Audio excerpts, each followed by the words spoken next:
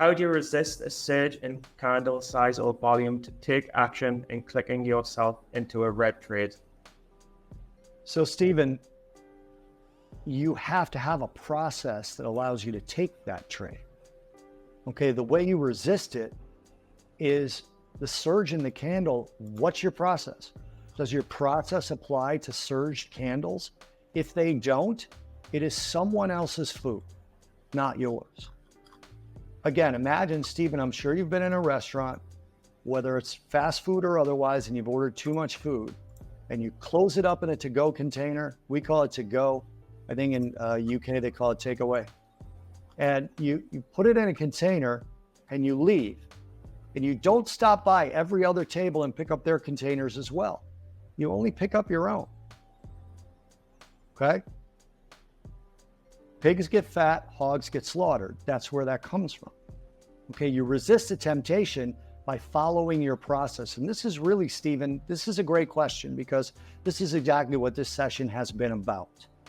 Okay, if you just said, how do you resist a surge and then convince yourself to get into you end up in a losing trade? That's what I assume you mean by a red trade. Is that trade in your process? If not, you don't take it.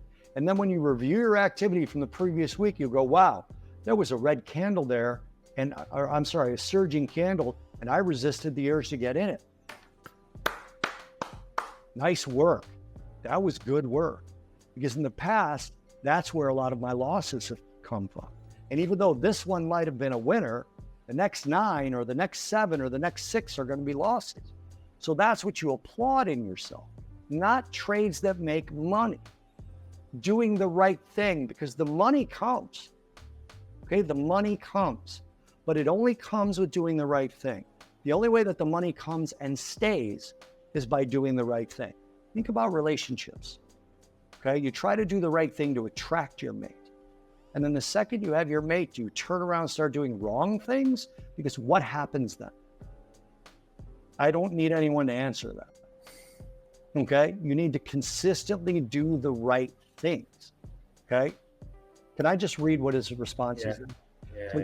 Suppose you think from the big volume and all the emotion, and you think, oh, change of trade, and oh no, it was a red trade.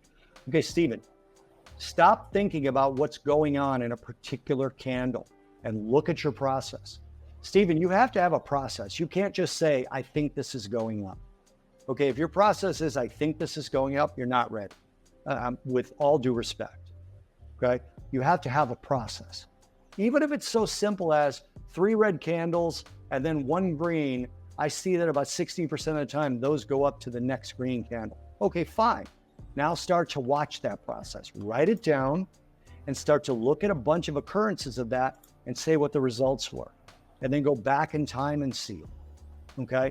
Over and over again, if you establish a written process, you can then look at that process and say, okay, does this fit into my process?